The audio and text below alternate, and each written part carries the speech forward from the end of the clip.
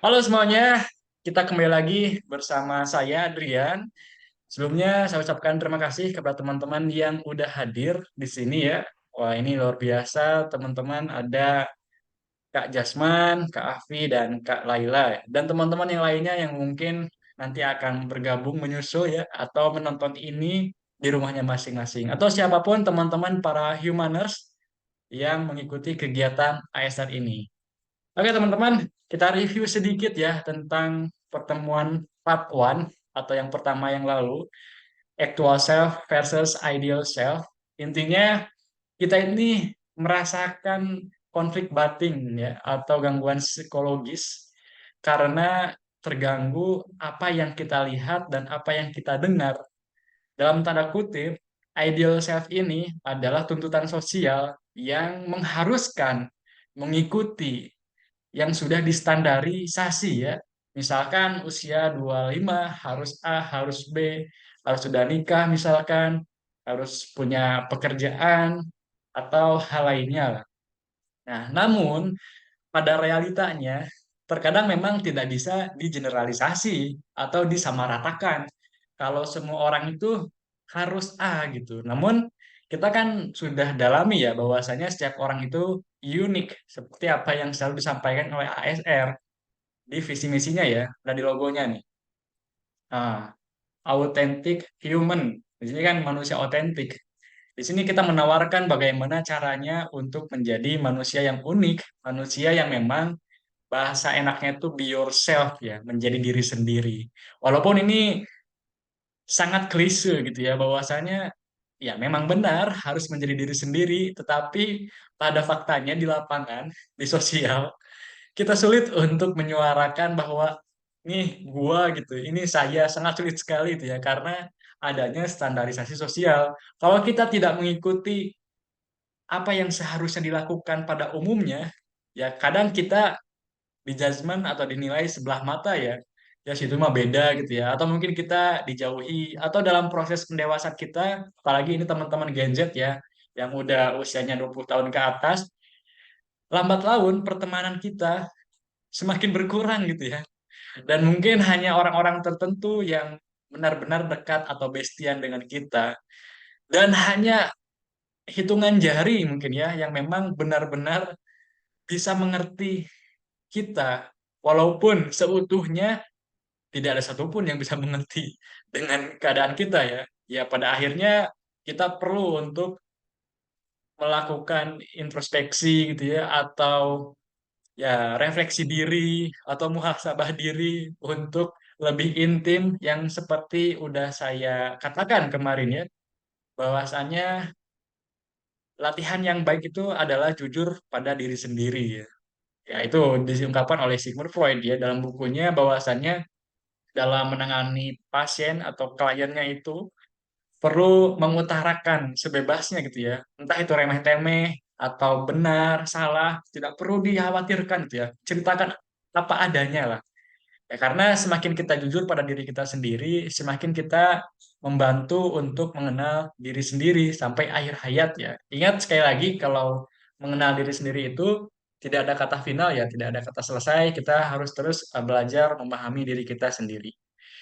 Nah, itu ya. Jadi pentingnya menjadi diri otentik karena itu juga menjadi sumber kebahagiaan kita, karena kita nggak bisa hidup bahagia digantungkan kepada orang lain atau bersandar pada orang lain. Misalkan nih, saya bahagia kalau saya ada Mas Dasman di acara ini gitu ya. Nah, ketika Mas Dasman ini on cam, senyum-senyum gitu ya, terus saya lihat, wah, saya jadi ikut bahagia nih gitu ya, ada Mas Dasman nemenin saya gitu.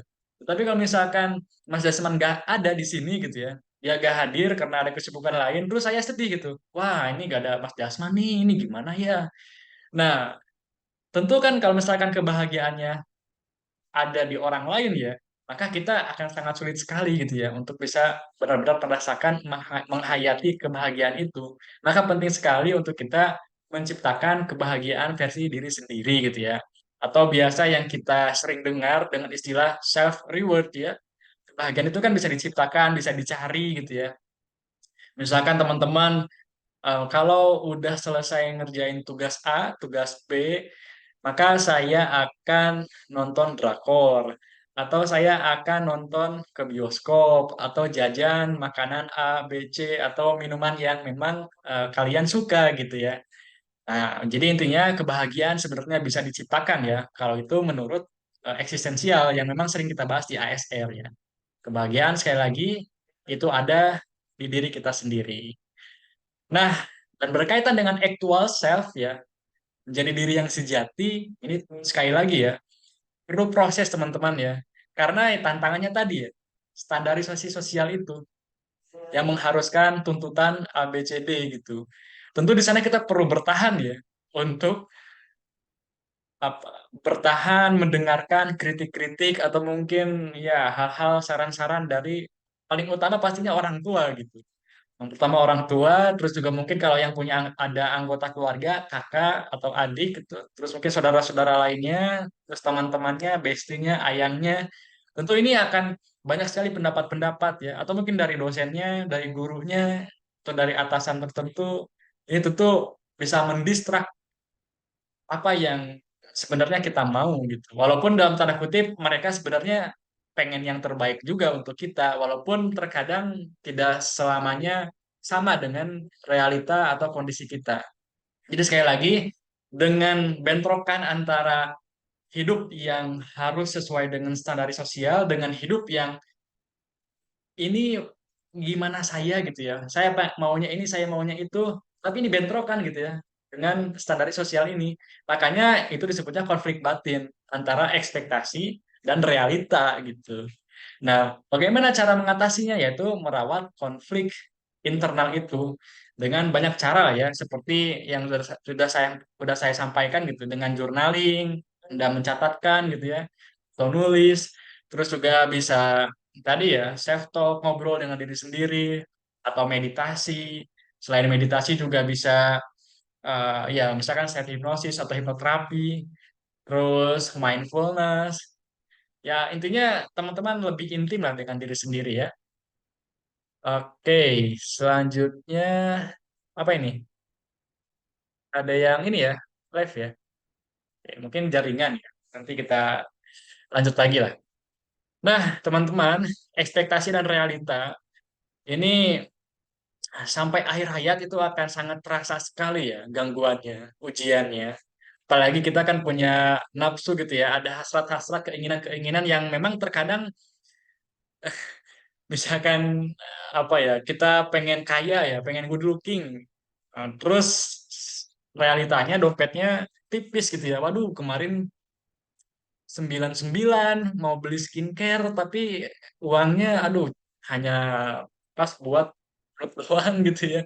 Ini kan tentu jadi konflik lagi, belum ada masalah lagi dengan orang lain. Intinya ya banyak konflik lah. Jadi intinya kita perlu untuk benar-benar lebih intim dengan diri sendiri ya untuk bisa merawat kesehatan mental kita. Itu review yang actual self versus ideal self. Nah, selanjutnya itu kita bahas tentang FOMO ya. Oke, teman-teman ya. Di sini sebelum saya lanjutin nih karena ini pengennya kita bisa lebih interaktif. Menurut teman-teman nih, apa sih yang teman-teman ketahui tentang FOMO? Boleh, boleh, silakan pendapat. Apa aja yang terlintas? Tidak perlu ChatGPT, tidak perlu Google ya. Silakan, Mas Jasman. Apa tuh FOMO? Udah tahu belum? Ya tahu kak. Gimana? Belum tahu, belum tahu. Oh, belum tahu ya. Oke, kita next. Kak Afi. Iya, Kak. Aku baru dengar soal FOMO itu. Oh gitu. Iya. Oke, sekarang kita lanjut. Kak Ana, atau Kak Ananda. Apakah pernah mendengar istilah FOMO?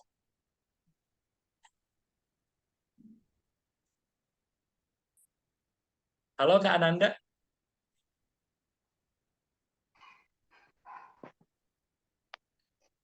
Oke, sepertinya masih proses ya, baru bergabung. Sekali lagi saat bergabung untuk yang baru join. Jadi teman-teman bisa interaksi ya. Oke, jadi FOMO ini istilah yang memang sangat populer di media sosial, apalagi akhir-akhir ini ya, karena banyak istilah-istilah yang dikaitkan dengan FYP, trending, viral. Nah, dari kejadian itu, banyak orang-orang yang pengen ikut-ikutan atau bahasa psikologinya itu konformis ya.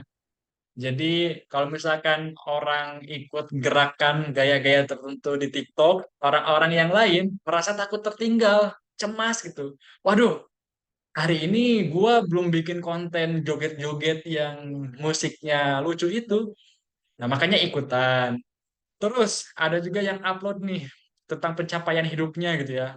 Oh, bersyukur alhamdulillah pada malam hari ini saya mendapatkan sertifikat A, saya mendapatkan penghargaan ini. Terus kalian teman-teman ngeliat nih di sosmednya, tentu ada sebuah perasaan yang muncul ya untuk sebagian orang ya yang memang di sana ada mungkin rasa iri, ada rasa dengki. Ya bisa aja kalau teman-teman yang lain ada yang positive vibes ya, yang ikut senang gitu ya, bersyukur, didoakannya semoga ABCD ya, mendoakan yang terbaik.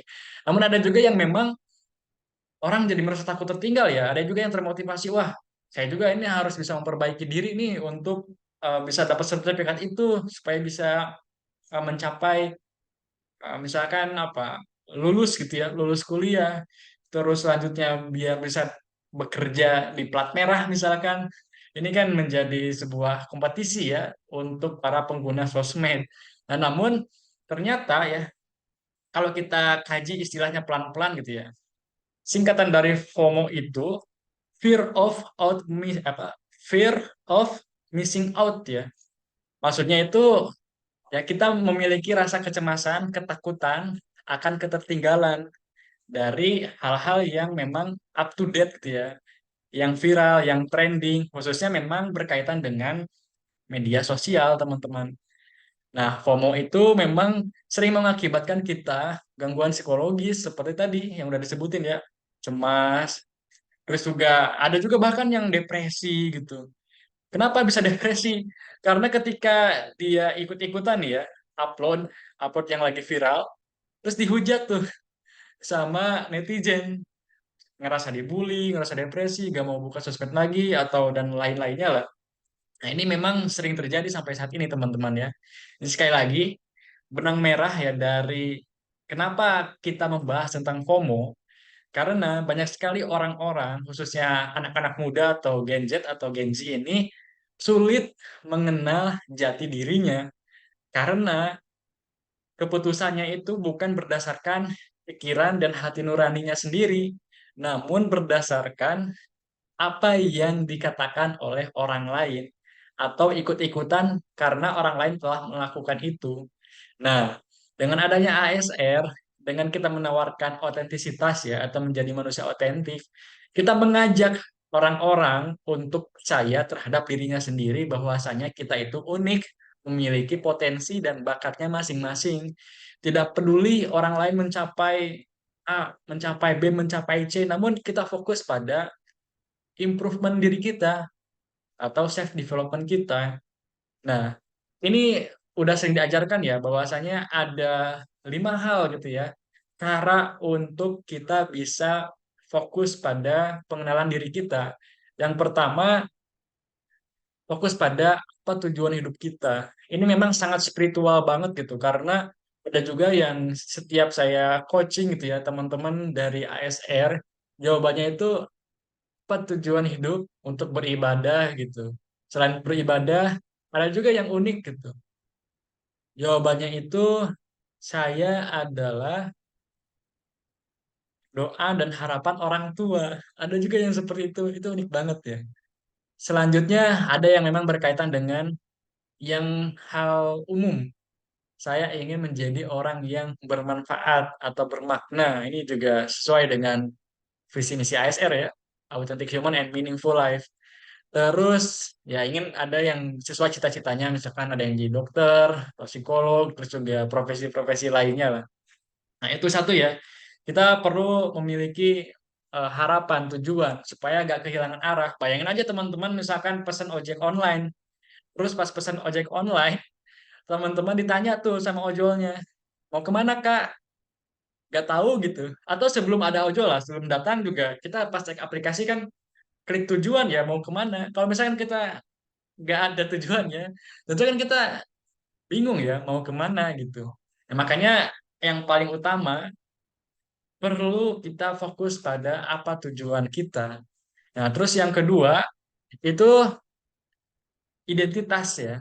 Jika dapat jika kita dapat didefinisikan siapa diri kita. Nah, siapa diri kita ini berkaitan dengan contohnya, misalkan saya adalah Adrian Setiadi, seorang trainer dan founder dari ASR. Kelebihan saya optimis untuk mencapai mimpi. Dan kelebihan saya yang lainnya, saya memiliki kemampuan dalam life skill yang bisa digunakan kebermanfaatan untuk orang lain. Misalkan gitu. Nah, terus kekurangan time management gitu ya. Saya sulit untuk mengelola waktu dalam kegiatan yang sangat banyak sekali dari pagi sampai malam gitu ya di setiap harinya. Makanya walaupun saya ada kekurangan itu, namun saya selalu belajar gitu untuk bisa memperbaiki time management saya. Gitu kurang lebih ya. Nanti teman-teman semakin paham tentang kelebihan dan kekurangannya, saya yakin teman-teman tidak apa mengurangi lah ya, mengurangi baper dalam tanda kutip ketika ngelihat hal-hal yang FOMO gitu ya, yang ada trends ikut-ikutan bikin trends, terus ada viral apa ikut-ikutan, oh sekarang lagi musim nih gaya tudungnya kayak gini, kostumnya kayak gini, wah ikutan buru-buru pengen cepet beli, pengen pengen cepet-cepet upload gitu ya, wih bersyukur nih OOTD hari ini gitu ya. Nah ini kan yang disebutnya FOMO ya. Nah selanjutnya ketika kita udah memahami nih kekurangan dan kelebihan kita, tidak menutup kemungkinan, sekali lagi ya, itu membantu merawat kesehatan mental kita untuk self-acceptance ya, penerimaan diri, terus juga gratitude, kebersyukuran, selanjutnya juga self-awareness ya, kesadaran diri, terus juga eh, untuk menghargai diri sendiri juga. Nah, setelah itu, yang ketiga adalah capability ya, atau kemampuan. Kemampuan apa saja sih yang saya miliki atau apa sih yang perlu saya miliki? Ini perlu kita sadari gitu. Misalkan sesuatu hal yang sederhana untuk mengenalinya itu melalui hobi gitu. Apa sih yang sebenarnya kita suka atau habit ya? Apa sih yang sebenarnya sering dilakukan? Nah, misalkan hobi saya ini suka bermain sepak bola gitu ya. Terus kebiasaan saya ya memang kecenderungan selain belajar saya juga sering bermain sepak bola. Nah, setelah itu saya juga memiliki cita-cita menjadi atlet sepak bola. Nah, ini kan udah ada apa konsistensi ya. Terus bermain sepak bola juga tersinkronisasi gitu ya, tersinkron antara hobi dan habitnya gitu. Namun kalau teman-teman misalkan aku bingung gitu, ini kemampuannya apa ya? Ya kalau saya mah kalau selagi ada kerjaan yang memang harus dikerjakan ya kerjain aja gitu tanpa apa sih passion saya, apa sih hobi saya, apa sih kemampuan saya. Memang ini membingungkan gitu ya untuk sebagian orang karena terkadang orang-orang pragmatis gitu ya. Ya siap siap guna aja, siap pakai aja. Ya kalau misalkan harus bisa A, ya udah pakai aja yang A gitu. Kalau harus bisa B, ya udah pakai aja yang B gitu. Ngikut-ngikut aja sesuai arahan atasan, sesuai arahan entah kita bidang apa, ya udah kita kerjain apapun lah gitu ya. Itu kan ada sebuah kebingungan sebenarnya, tetapi kita ada sebuah kebutuhan yaitu mencari uang misalkan gitu ya. Namun lagi-lagi kalau yang baik itu kalau kata Ridwan Kamil ya, Pak Emil, Kang Emil ya, eh, yang asik itu adalah saat kita melakukan hobi yang dibayar. Misalkan saya nih hobi ngomong gitu ya, jadi trainer, tapi juga dibayar gitu. Ini kan sangat menyenangkan sekali gitu ya. Ada sebuah sinkronisasi antara kemampuan saya dalam public speaking, dalam bidang human life skill gitu ya. Terus saya juga punya wadah untuk berkomunikasi bareng teman-teman. Nah, kemampuan. Terus saya juga ini era digital nih gitu. Apakah saya harus upgrade pengetahuan gitu ya? Walaupun saya secara dominan belajar tentang psikologi gitu ya. Nah, tapi saya juga harus belajar nih tentang content creator atau content creation gitu. Ada juga digital marketing, sosial media itu perlu saya pelajari gitu karena kalau nggak belajar saya jadi gaptek sama fitur-fitur di sosmed apalagi audiens saya ini kan Gen Z ya, anak-anak muda yang sangat adaptif dengan digital. Makanya saya ya terkadang kalau niat ya konten di sosmed, di TikTok atau di Instagram ya. Kalau di Instagram saya kolaborasiin dengan Instagram ASR kalau ada luang waktu. Nah, itu ya, sadari dari sekarang. Tapi saya masih bingung nih. Ya udah, mau nih konsultasi, datang aja ke psikolog misalkan untuk psikotes gitu ya. Silahkan tes minat bakat. Kalau nggak salah pengetahuan saya itu ya, kalau tes minat bakat itu ada yang udah dari SD ya, ada yang dari SMP, ada yang dari SMA. Di sana juga setahu saya itu dibantu juga sama guru bimbingan konseling ya. Biasanya untuk diarahkan nih, kamu ikut ekskul ini, kamu masuk jurusan A, jurusan B sesuai dengan minat kamu dan didukung dengan orang tua pembenarannya. Untuk kalau di rumah itu dia memang sering melakukan A, sering melakukan B, justifikasi untuk saling mendukung gitu ya. Antara guru, orang tua, dan diri kita sendiri jujur. Ya benar saya memang menyukai bidang itu. Tetapi kalau misalkan kita terpaksa, sebenarnya saya nggak suka sih. Kan ini banyak orang juga yang udah semester berapa, sebenarnya saya itu nggak mau masuk jurusan ini karena saya itu nggak passionate banget gitu. Dan kerja pun sekarang saya merasa tertekan, burnout, dan merasa stres karena saya nggak suka apa yang saya lakukan sekarang. Ada juga yang pada akhirnya ketika dia di waktu dewasa berkeluh kesah setiap hari gitu.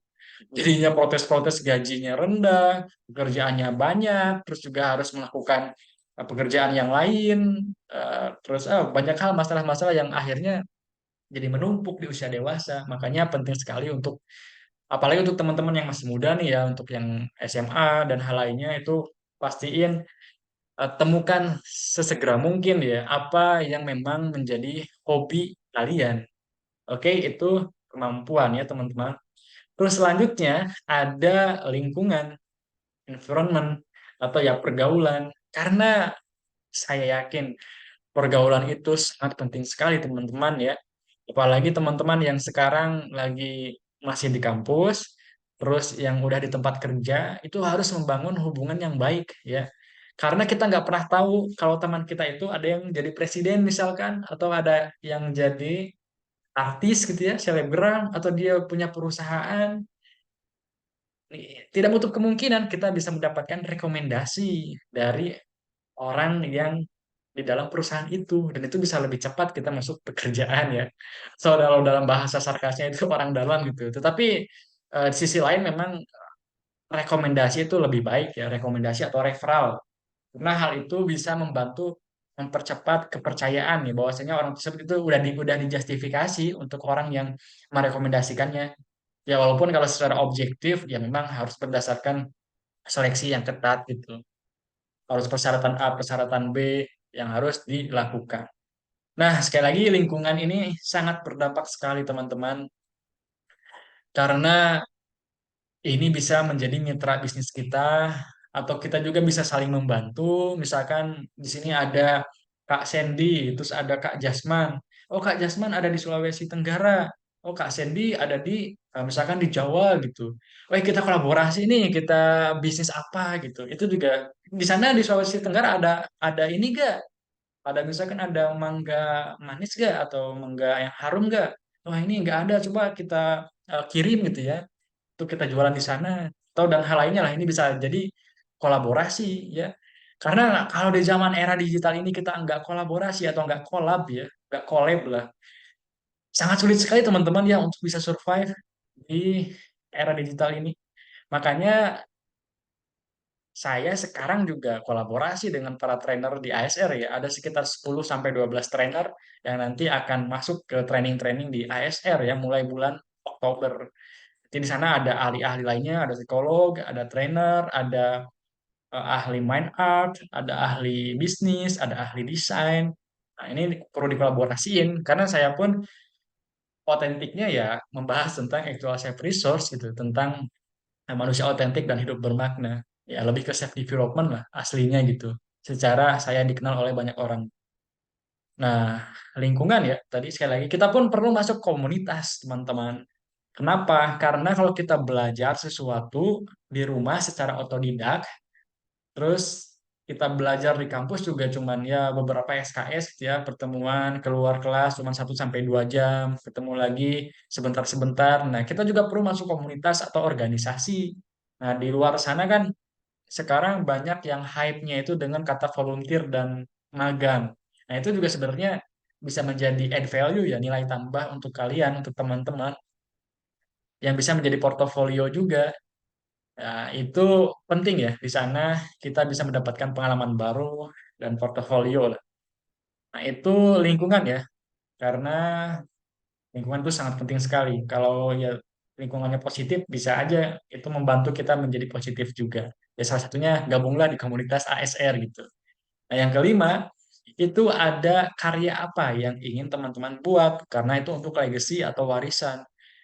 Jangan sampai kita hidup ini gitu ya hanya egoistik gitu, hanya untuk diri sendiri. Ya udahlah, saya kerja gaji untuk diri saya sendiri, untuk diri saya sendiri, tetapi tidak memikirkan kebermanfaatan yang bisa menjadi amal jariah ya, amal yang tidak akan terputus ya walaupun kita sudah meninggal. Makanya penting sekali kita untuk berkarya. Berkaryanya bebas lah teman-teman, membuat konten atau membuat program, membuat komunitas, membuat buku atau apapun itulah. Teman-teman silakan berkarya ya.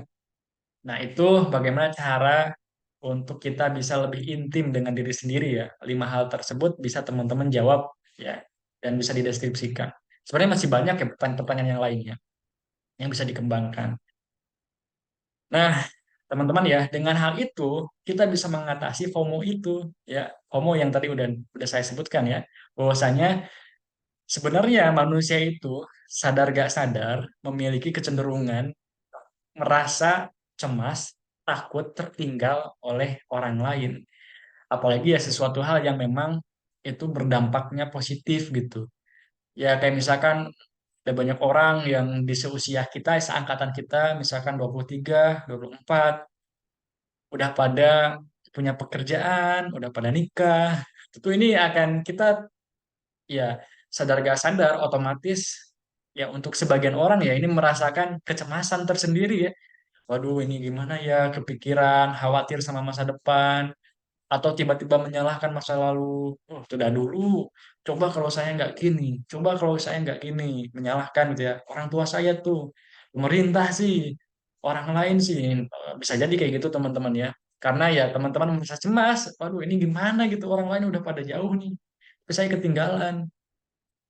Atau ya yang lebih tepatnya yang FOMO ini ya informasi ya. Misalkan teman-teman nih scroll scroll scroll, kenapa sih saya kayak kesurupan gitu?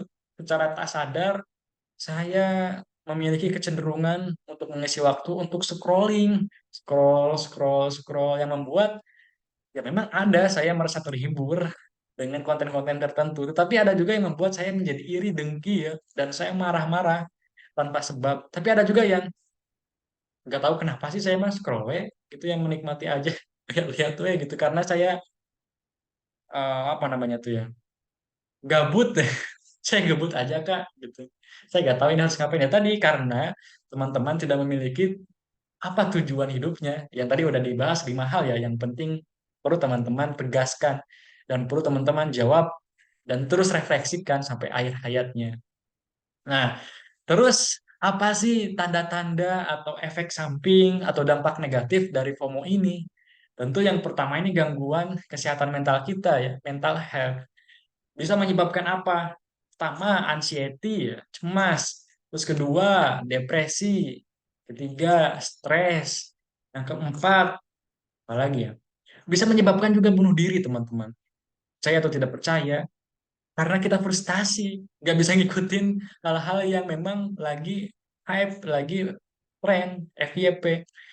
Makanya penting sekali tadi ya, untuk kita fokus pada sesuatu hal yang dalam kendali kita. Fokus pada potensi-potensi yang ada di dalam diri kita. Tidak perlu memaksakan diri harus seperti orang lain, tetapi tegaskan sama pikiran dan hati nurani teman-teman, apa sih yang sebenarnya saya mau gitu. Supaya kita tidak selalu menggantungkan kebahagiaan kita pada orang lain gitu ya. Ini saya ulang-ulang nih karena kata Tony Robbins, repetition is mother of skill. Pengulangan adalah ibu dari keterampilan supaya teman-teman masuk ke alam bawah sadarnya gitu. Nah, tadi ya tanda-tanda atau dampak negatifnya ya.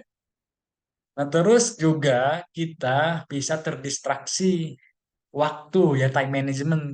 Teman-teman kalau terus-terusan scroll, bisa aja teman-teman nantinya tidur sampai larut malam. Karena teman-teman merasa satu ya, teman-teman juga bisa jadi karena kesepian, nggak ada teman, nggak ada teman ngobrol, nggak ada teman chat gitu. Atau mungkin ada, tapi teman-teman lebih asik ke scrollingnya.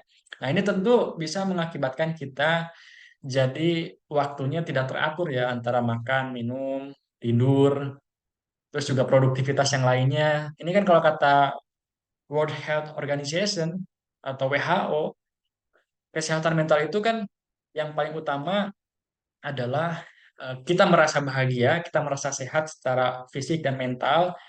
Terus selain itu kita produktif ya. Ya produktif tadi ya, kita bisa mengatur waktu menggunakan hal itu untuk belajar, bekerja, berkarya. Terus selanjutnya coping, cara mengatasi ketika kita terjadinya konflik batin tadi, yang actual self versus ideal self atau ekspektasi kita dengan realita kita sering bentrokan. Itu kita perlu nyari tahu teknik-tekniknya, skill-skillnya atau ilmu pengetahuan yang bisa dipraktikkan untuk mengatasi atau coping, mengatasi gangguan psikologis itu. Supaya apa? Supaya kita bisa on to the track pada kegiatan-kegiatan yang memang harus dilakukan, ya. Nah, setelah itu kurang lebih gitulah ya untuk dampak negatif dari FOMO itu. Nah, lalu ada pertanyaan yang lain ya. Apakah FOMO ini ada dampak positifnya? Karena yang sering dikontenkan, yang sering diinformasikan di media sosial, kalau FOMO itu lebih ke negatif ya, karena ya tadi konformistik, ikut-ikutan ya, atau konformisme, ikut-ikutan, lagi tren apa, ikut, lagi hype apa, lagi FYP apa, ikut-ikutan gitu ya. Kita sulit untuk mengenal jati diri nih, gua gitu, tapi susah gitu. Nah, ternyata ada teman-teman dampak positifnya. Apa? Yang pertama itu adalah kita termotivasi untuk bergerak, ya, untuk bergerak mencapai tujuan kita. Yang tadi yang udah saya contohkan ya, ketika usia 25 tahun udah punya pekerjaan, kita masih menganggur, terus kita scroll, wih, orang ada yang kerja di plat merah, di BUMN. Wah, ada orang yang udah punya usaha sendiri, dia punya penghasilannya banyak banget, tapi saya masih menatap tembok yang sama gitu ya di kamar doang. Nah, ini kalau diambil positifnya, kita termotivasi nih, wah, saya harus apply-apply nyari apa pekerjaan gitu ya, ngelamar dan hal lainnya lah. Jadinya kita bisa mengembalikan fokus kita ya, itu dampak positifnya. Terus yang lainnya, kalau kita sebagai content creator, tentu ini bisa menjadi peluang untuk menaikkan engagement. Seperti musik yang digunakan, lagi viral apa, gerakan apa, terus lagi challenge-nya apa, terus kita ikut-ikutan ya. Tetapi tidak berlebihan teman-teman ya, secukupnya. Sekali lagi ya, kalau misalkan kita lakukan FOMO itu secara berlebihan, yang membuat kita jadi kepikiran, khawatir, cemas, stres, itu udah menyebabkan ya gangguan gitu ya, gangguan psikologis. Tapi kalau misalkan kita bisa mengatur gitu ya, bahwasanya saya mengamati hal-hal yang lagi ramai dan saya ikut praktikkan, tetapi saya tahu waktu kapan saya harus bikin kontennya, kapan saya harus uploadnya, dan itu tidak mengganggu produktivitas ya. Nah, itu dampak positifnya ya, naikkan engagement sebagai content creator. Dan hal lainnya lah, mungkin nanti kita akan diskusikan juga bareng teman-teman tadi ya. Dan ini tadi yang baru yang baru datang mungkin baru dengar ya. Kalau yang di awal ternyata kecenderungan itu masih belum tahu apa itu FOMO ya. Nah, kebetulan ini sudah bergabung nih. Ada Kak Sandy, Kak Adi, sama Kak Alamsyah ya. Nah, untuk sekarang kita tanya dulu deh, Kak Adi ya. Halo Kak Adi, apakah ada di sana? Ya, hadir nggak? Hadir. Kak Adi dari mana nih Dari asalnya? Bandung. Oh, dari Bandung. Kalau domisili di Bandung juga? Iya, iya, di Bandung. Oh, Bandungnya di mana? Saya di Buah Batu. Oh, Batu. Ya, ya. Saya dari Cibiru ya. Ya, lumayan deket lah Oh, satu Bandung ya. Oke, sekarang Iya. aktif apa nih? Gimana gimana? Sekarang lagi aktif apa kesibukan? Oh, sambil belajar. Kerja aja sih sambil kerja gitu. Oh, kerja. Ah, Oke, hmm, oke kerja ya. Oh, ini gimana? Hari Sabtu malam ini udah pulang gitu? enggak, kalau Sabtu mah libur sih, makanya ada waktu ya on. Oh, oke oke. Pekerjaannya Senin sampai Jumat berarti. Ya, betul. Oke, mantap nih ya. Ini nggak kemana-mana nih malam minggu, Kak Adi. Sepertinya overtime hari ini ada isu. Oh, oke oke. Kirain lagi jalan-jalan sama pasangannya. Hmm. Oke, Kak Adi nih pernah Hmm. terlintas atau tahu tentang FOMO? Iya, iya. Sebelumnya mohon maaf off cam soalnya lagi gangguan nih, laptop saya nggak bisa Iya ya, kamera. santuy-santuy, Eh, gak apa-apa, Kak Adi. eh, eh, Ngomong-ngomong FOMO ini mungkin hal yang menarik atau mungkin apa ya? Mungkin terjadi di sekitar saya juga gitu ya. FOMO itu waktu pas ini pandemi, kemudian orang rame-rame apa ke saham gitu. Dan itu Betul. waktu itu kan cukup ini juga karena trennya itu, oh ini harga saham lagi turun nih gitu, apa blue chip lah istilah gitu ya. Kalau aneh, oh ini Betul. harga saham yang bagus pada turun nih gitu. Nah, orang-orang FOMO termasuk di teman-teman saya sendiri gitu ya, buat semua pada buka rekening apa namanya sekuritas gitu ya, berlomba-lomba gitu. Ada yang memang dia dapat profit, ada yang zong cuman karena ikut-ikutan. Nah, ikut-ikutan ini yang zong ini yang FOMO ini gitu. Jadi dia, oh saham ini bagus nih gitu kan. Ini harganya kalau normal sekian misalnya gitu ya, kayak perusahaan-perusahaan yang tertentu lah gitu. Oh dia akhirnya invest di situ besar-besaran sampai ada teman saya sampai jual motor ini real gitu ya. Waduh, Jual motor karena waktu itu ya ikut-ikutan aja sebenarnya gitu.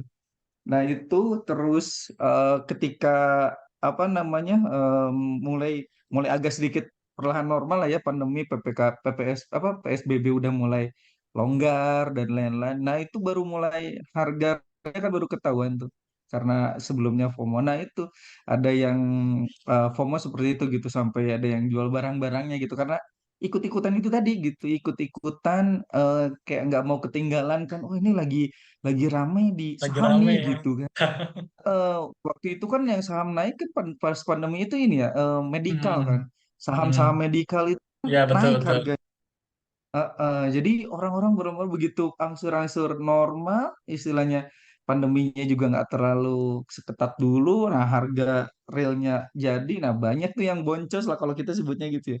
Banyak yang boncos gitu, yang akhirnya dulu memang dia berspekulasi tanda kutip gitu ya. Wah ini kayaknya bisa naik terus nih saham-saham apa namanya medical gitu ya.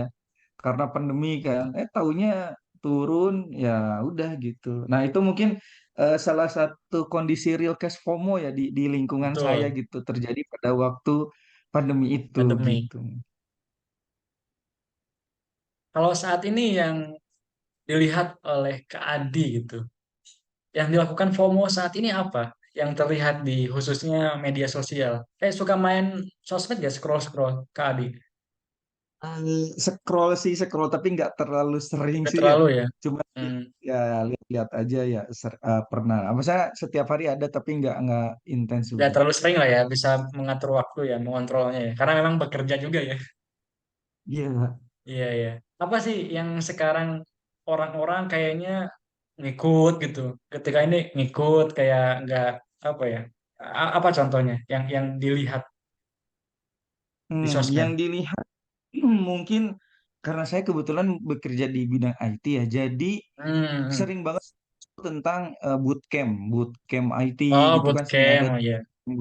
Ya, nah saya ngelihat sendiri FOMO terhadap orang-orang itu banyak yang switch karir.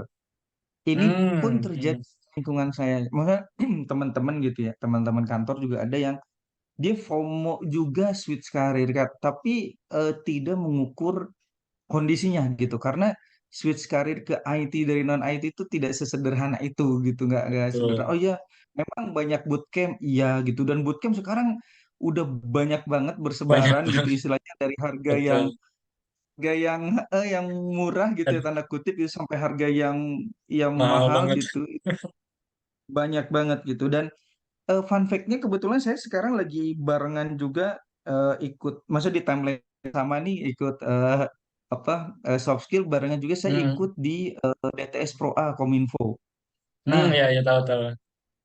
DTS Pro A Kominfo. Nah, di DTS Pro Kominfo saya ngambil saat ini lagi ngambil apa namanya pelatihan quality assurance.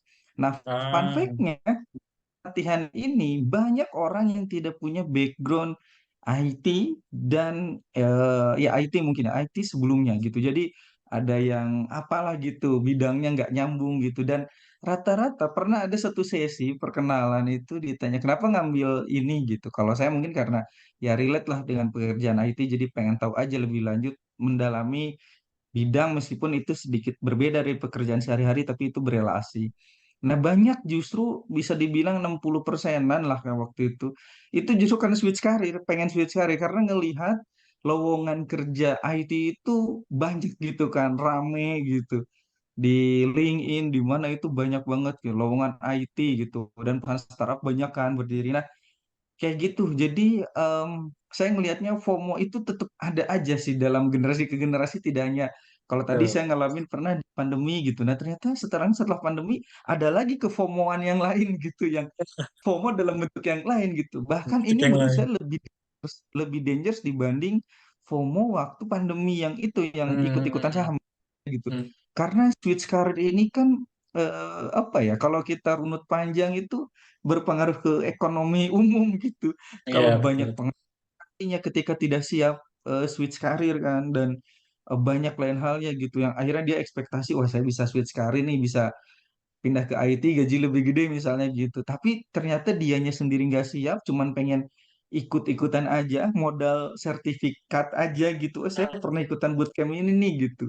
Bisa ngelamar, begitu dites teknikal nggak bisa jawab. Nah itu apa namanya yang terjadi mungkin saat ini juga kerasa gitu. Banyak FOMO-FOMO dan itu terjadi juga saya pelatihan di pelant itu banyak juga yang apa switch niatnya dia itu ngikut bootcamp karena pengen switch karir gitu melihat demand-nya IT cukup gede gitu. Apalagi era digital sekarang ya. Iya gitu. Nah, selanjutnya yang dilihat sama Kak Adinya, sebetulnya Mm-mm. dari masalah-masalah tadi ya yang udah disebutin dari switch karir yang sebenarnya juga nggak mudah-mudah banget, apalagi yang memang backgroundnya juga tidak terlalu jelas ya, yang tidak ada hubungannya juga dengan apa yang dia ambil ya, walaupun itu mungkin karena ada kebutuhan-kebutuhan tertentu supaya bisa mudah bekerja, walaupun nggak mudah-mudah juga ternyata gitu ya. Nah, gimana sih cara mengatasinya gitu ya supaya orang ini enggak mudah FOMO gitu? Atau apa sih yang dilakukan sama Kak Adi bahwa sampai sekarang konsisten eh, sinkron gitu ya dengan apa bidang yang dimilikinya saat ini atau yang dikuasainya, terus juga mengikuti kegiatan-kegiatan yang masih berikatan. Kenapa Kak Adi milih tidak ikut-ikutan kayak orang lain dan tetap fokus pada on to the track di bidangnya Kak Adi? Kenapa pengen tetap di bidang yang sama gitu? Oke oke. Menarik juga sih pertanyaan. Mungkin ini yang pertama ya gitu. Yang pertama nih mungkin jawabannya klise ya, tapi Hmm, tapi itu yang saya alamin gitu. Mungkin yang pertama mensyukuri apa yang kita miliki dulu gitu. ah, good, Itu. mantap. Nah, satu itu. Kedua, lebih baik apa namanya kita fokuskan pertajam. Kalau ibarat pisau itu lebih baik kita Hmm, pertajam pisau yang kita punya daripada kita punya banyak pisau tapi ya tumpul semua betul. gitu. Nah, ya itu mungkin jawaban dari saya. Makanya mungkin saya ambil kayak ini apa soft skill itu karena memang berelasi banget dengan pekerjaan saya managerial project ya. Jadinya saya harus punya soft skill quote unquote gitu yang bisa manage tim ya gimana caranya karena kan project dinamis gitu Hmm, isu-isu yang hmm, terjadi hmm. dalam keseharian. Makanya saya ngambil ikutan ini pun ya karena menurut saya berelasi gitu dan bisa ilmu-ilmu so far ilmu-ilmu yang selama ini saya ikutin selama pelatihan pun ada beberapa yang memang bisa langsung saya aplikasikan sih gitu ke seharian jadi itu sangat membantu gitu nah itu makanya kalau dari saya kenapa fokus ya itu tadi mungkin dua itu cukup menjawab runutannya ya karena balik lagi ke tadi, orang FOMO itu kan sebenarnya karena dia nggak confidence dengan apa yang dia punya kan sebenarnya gitu kan. Betul. Gitu Iya, dia iya. pede dengan kondisinya dia, akhirnya dia ketika ngelihat ih kayaknya yang itu lebih Mhm. menarik nih gitu. Iya. Istilahnya mungkin kalau istilahnya rumput tetangga lebih hijau kan gitu, padahal belum tentu kan gitu. Iya, Cuman belum karena tentu. pencahayaannya doang makanya lebih hijau gitu. Iya, iya. Mungkin seperti itu sih. Oke, ini thank you banget ya Kak Adi udah sharing. Ini juga yang udah disampaikan sama Kak Adi berkaitan dengan pembahasan kita di part pertama ya tentang actual self versus ideal self. Yang memang hidup yang ideal ini memang menjadi kebanyakan orang sekarang ya menjadi tujuan kayak tadi ya jadi switch karir gitu karena ya, orang-orang nih lagi butuh nih tentang IT walaupun saya kan psikologi tapi saya pengen jadi IT juga gitu ya coba saya ikutan bootcamp yang lagi viral yang lagi trending gitu ya di sosmed-sosmed ikutan kelasnya dapat sertifikat nih wah saya merasa paling bisa gitu ya terus dites ternyata nggak ngerti-ngerti juga gitu ya nggak ngerti semuanya ternyata ada sebuah perbedaan ini A B C D dan lainnya ya ya ya ini Kak Adi udah menerapkan prinsip-prinsip yang ya tentang bersyukur apa yang kita miliki ya terus juga kita fokus pada yang benar-benar apa yang menjadi bidang tujuan kita ya khususnya tadi salah satunya adalah IT yang sedang dijalankan sampai saat ini oleh Kak Adi. Oke, kita lanjut lagi nih. Ada Kak Alamsyah. Halo Kak Alamsyah. Halo Kak Adrian, Oke, ini Kak Alamsyah lagi di mana nih sekarang? kalau lagi di jalan ini Kak Adrian, mohon Oh, maaf lagi di ini jalan ya? Nyetir gak atau gimana? karena sedang di jalan. Oke, oke, oke. Paling nanti aja lah ya, di skip dulu ya ke Alamsyah ya. Ya boleh boleh. Hati-hatiin jalannya ya. Ya, Oke, kita lanjut. lanjut. Oke, thank you. Kita lanjut Kak Sandy nih. Halo Kak Sandy, bisa on mic? Halo, Assalamualaikum. Waalaikumsalam warahmatullahi wabarakatuh. Ya, Kak Adrian. Apa Iya, nih? Ini nggak bisa buka kamera ya. Lagi boleh, nggak pakai boleh. mic. Oke. Halo? Halo, ya jelas. Gimana Kak Ya, Sandy kabarnya? Alhamdulillah, baik. Alhamdulillah baik. Malam hari ini sibuk gak? Lagi membersamai sama anak-anak sih. Tuh. Oke, oke. Lagi bersama anak-anak ya. Ini boleh Mm-mm. sebentar, mungkin sekitar 5 menit kita ngobrol-ngobrol sebentar. Apakah bisa? Boleh, boleh. Boleh ya, Kak Sandy. Hmm. Kak Sandy domisili sekarang di mana? Sekarang saya di Pandeglang, Kak, di Pondok Pesantren Oke, Riyadh Salihin, gitu. oke, oke. Berarti sekarang kesibukannya apa selain menjadi ini mengasuh anak? Ana jadi konselor psikologis di sini, gitu. Oh, oke, oke. Berarti ini ya apa? Ngambil bidang BK atau ngambil profesinya aja? Psikologi. Oh, maksudnya ngambil S1 dan S2 kayak gimana gimana? Ana ngambil S1 psikologi, terus ngambil sertifikasi konselor di UI, itu aja Oh, sih. paham, paham, paham. Ya, ya. Berarti sekarang jadi konselor Belum secara profesinya atau jadi guru BK di sekolah atau mungkin atau gimana? yayasan. Jadi, maksudnya pondok ini baru berkembang ya, Kak, ya, gitu. Hmm. Jadi dari tingkat SD, dari PAUD, SD, SMP, SMA, sampai perguruan tinggi itu memang belum ada BK-nya gitu. Di Oh, oke, sini oke. qadarullah belum apa ya, karena, pemahaman di sini, psikologi tuh masih ada, khawatir gitu karena Hmm. mempelajari ilmu kalam, jadi Ya. mereka belum percaya sepenuhnya dengan psikologi gitu. Makanya belum, membutuhkan guru BK saat itu. Nah, ketika Oke, anak oke. ini baru tuh mulai terbuka, ternyata mengasuh pesantren atau, mengasuh santri itu butuh pendekatan psikologis, gitu. Betul. Gitu. Ah, Jadi nggak oke. hanya menuang air panas, menuang ilmu, tapi gimana caranya kita mempersiapkan mentalnya, si santri itu bagaimana. Karena kan, ketika boarding di sini, kita nggak pernah tahu nih, ini telurnya dari telur apa, gitu. Hmm. Orang tuanya macam-macam, gitu.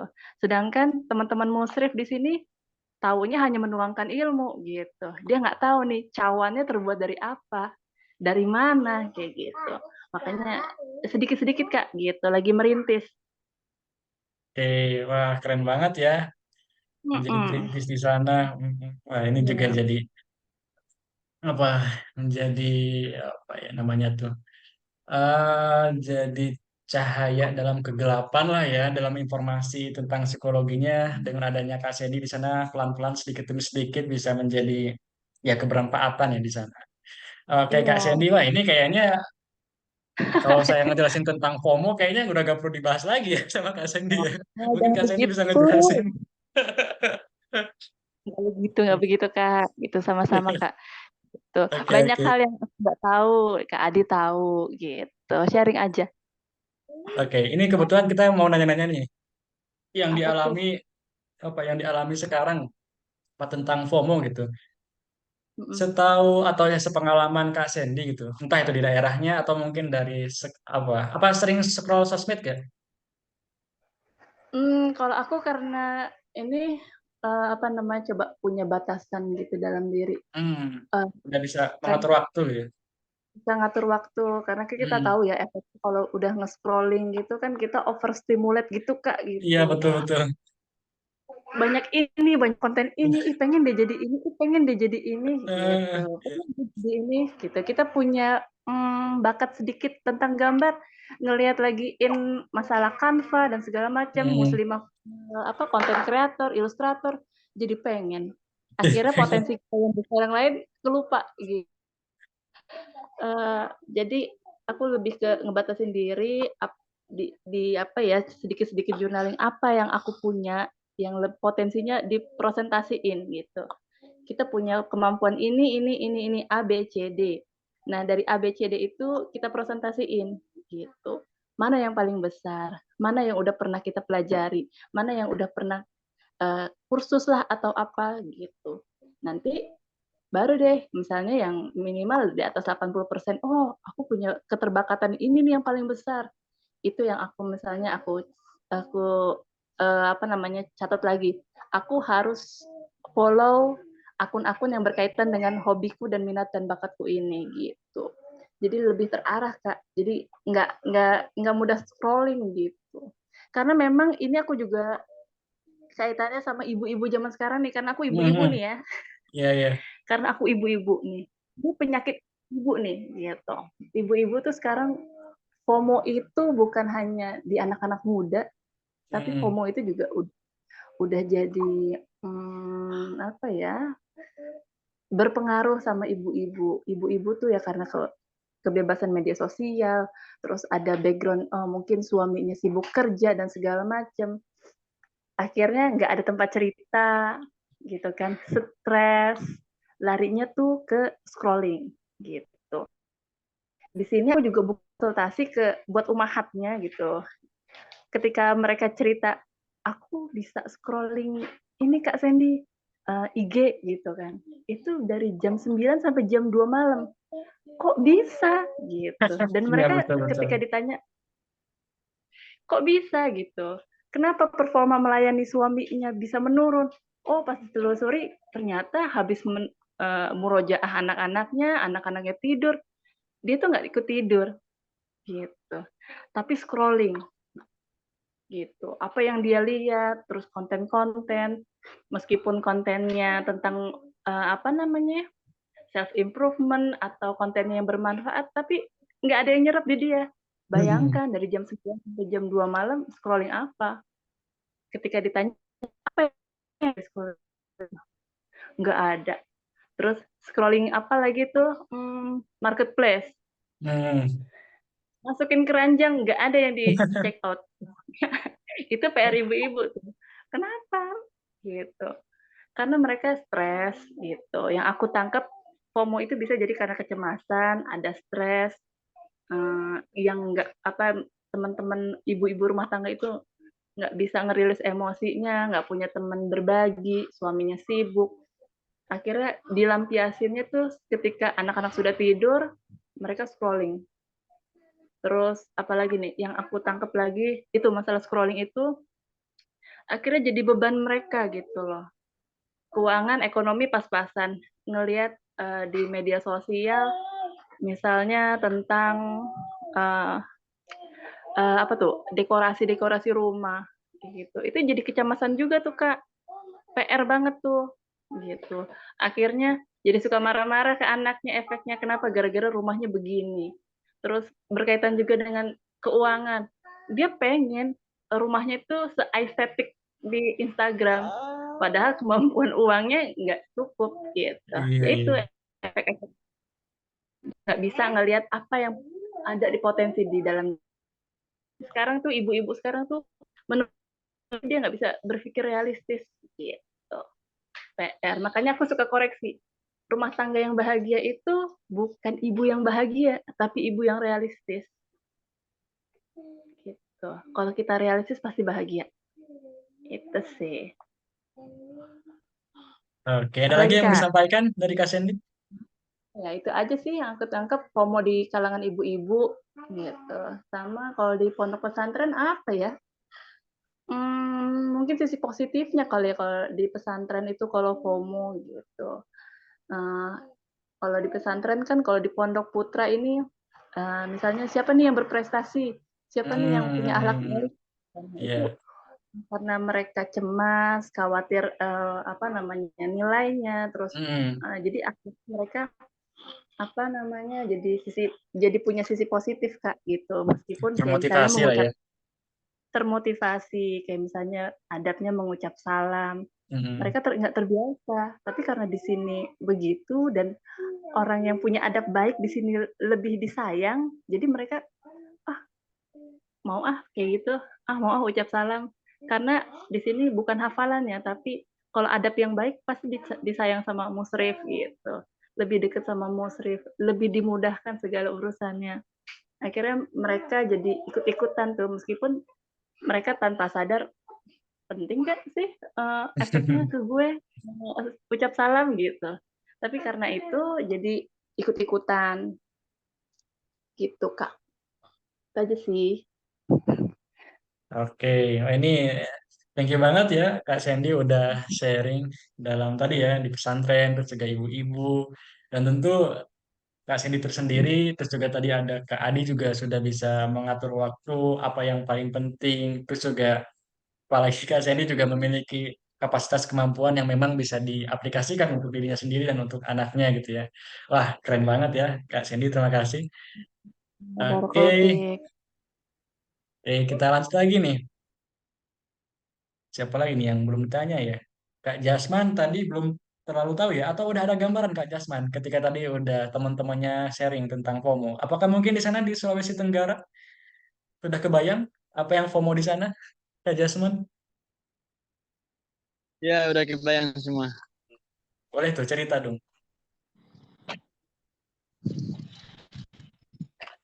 Tadi kan dibahas tentang bahwa kalau misalnya ada yang lagi trending, anak-anak muda kalau nggak ikut yang hal seperti itu, kayak mereka merasa ketinggalan. Akhirnya mereka berusaha untuk sama dengan hal-hal yang trending sekarang.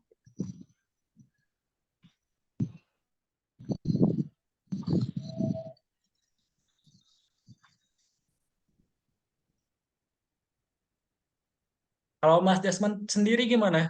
Ngerasa FOMO nggak?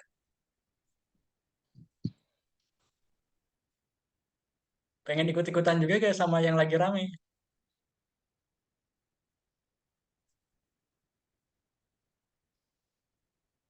Halo Kak Jasman, suara saya jelas gak?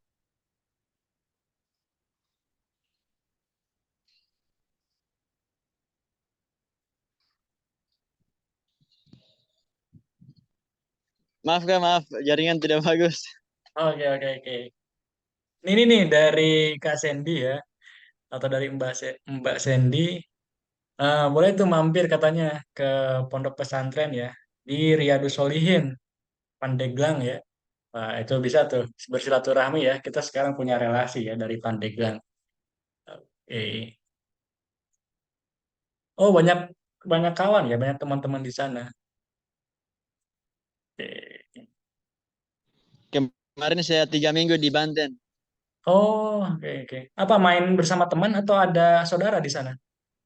ada kegiatan organisasi. Oh, oke oke kegiatan organisasi ya. Oke. Apa nih? Ada lagi yang mau diceritain? Tadi perihal seputar FOMO, mungkin yang dilihat Mas Jasman di daerahnya, atau mungkin kebetulan Mas Jasman scroll-scroll media sosial.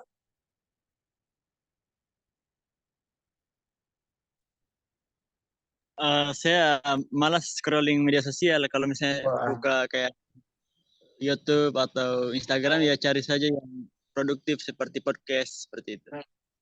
penting-penting aja gitu ya. Iya. Oke, wah, udah paham lah ya gimana cara mengontrol diri ya. Oke, ada lagi yang lain mungkin yang ingin disampaikan?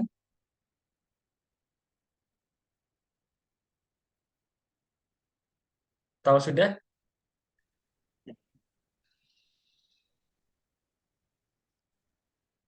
Oke, udah ya. Intinya ya Jasman jaringannya rada kurang oke ya. Nah, sekarang Kak Afi nih, terakhir. Apakah sudah kebayang Kak Afi tentang Sudah, FOMO?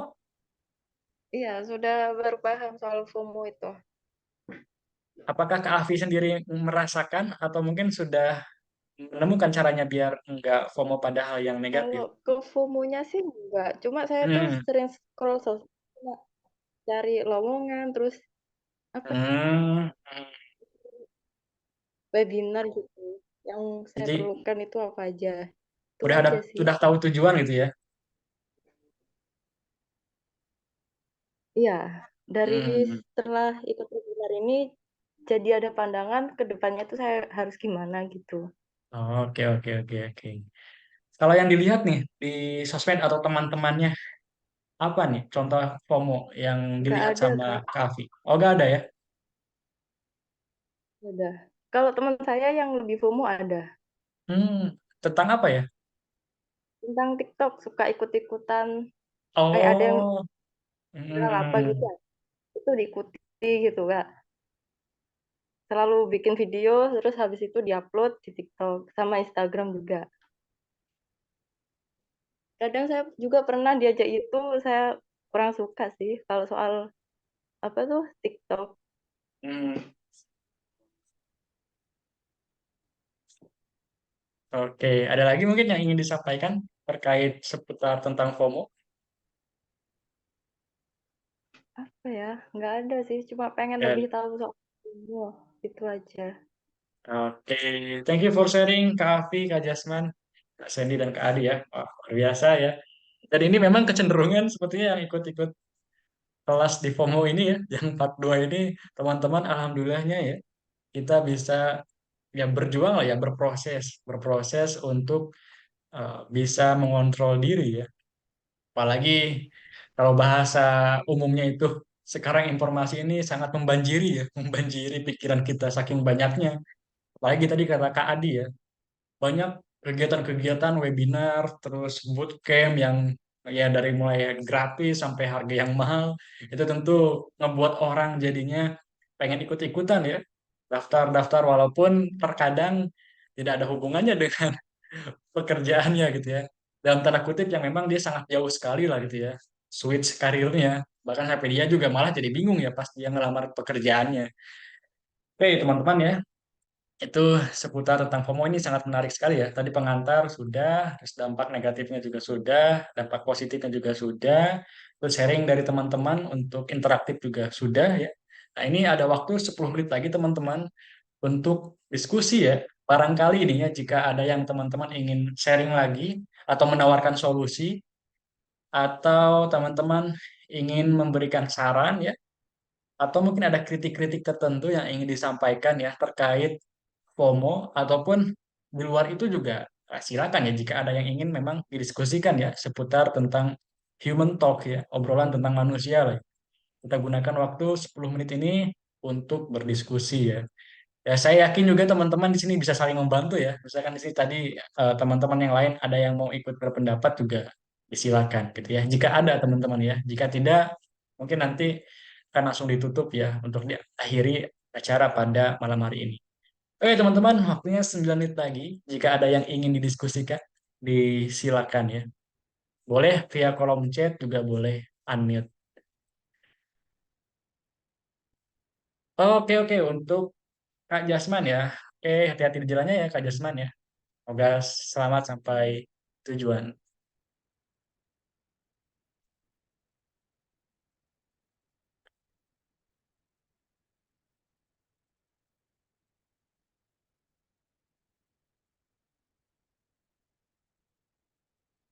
Kalau tidak ada juga tidak apa-apa teman-teman ya. Bisa katakan cukup ya atau katakan tidak melalui kolom chat ya supaya saya tahu apakah saya perlu mengakhiri kelas ini atau tidak ya. Ini karena teman-teman yang ada di sini kecenderungannya memang ini ya sudah mampu untuk menjalankan apa yang harus dijalankan ya tujuan, kontrol diri, terus juga paham contoh FOMO kayak gimana, tanda-tandanya kayak gimana, dampaknya juga gimana. Oke, dari Kak Adi sudah cukup, Kak Afi juga cukup ya. Oke, teman-teman, karena ini sebagian besar juga sudah cukup ya untuk materi tentang FOMO ini. Jadi sekali lagi, kesimpulan dari FOMO ini betul tadi sudah dinotis oleh Kak Sandy ya.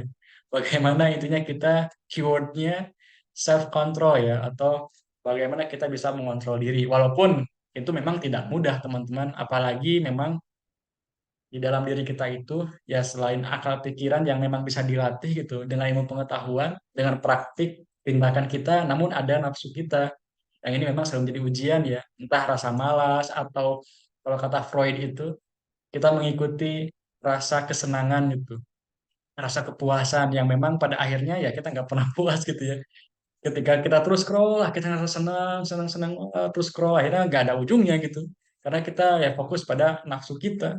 Yang memang itu terkadang bisa menjerumuskan kita pada hal-hal yang malah jadi negatif ya. Tadi seperti malah jadinya tidak bisa menggunakan waktunya untuk di rumahnya gitu ya dengan anaknya, dengan suaminya, atau teman-teman produktivitas di tempat pekerjaannya, ada deadline-deadline tertentu juga jadinya tidak bisa dilakukan. Oke, teman-teman, saya kira cukup ya. Kita bertemu lagi di pertemuan ketiga ya, atau part ketiga tentang be autentik ya. Jadi gimana caranya supaya kita bisa menjadi diri otentik, diri yang asli, kita benar-benar mendengarkan suara hati nurani kita, pikiran kita untuk mencapai tujuan yang memang benar-benar harus kita wujudkan. Entah itu impian, harapan, yang benar-benar itu terintegrasi atas kayak kemauan diri kita sendiri gitu ya, bukan kemauan orang lain. Ya kira cukup, sampai bertemu di minggu depan. Jaga kesehatan selalu teman-teman. Nanti recording ini akan saya kirimkan bersama yang pertemuan lalu di WhatsApp group. Terima kasih teman-teman.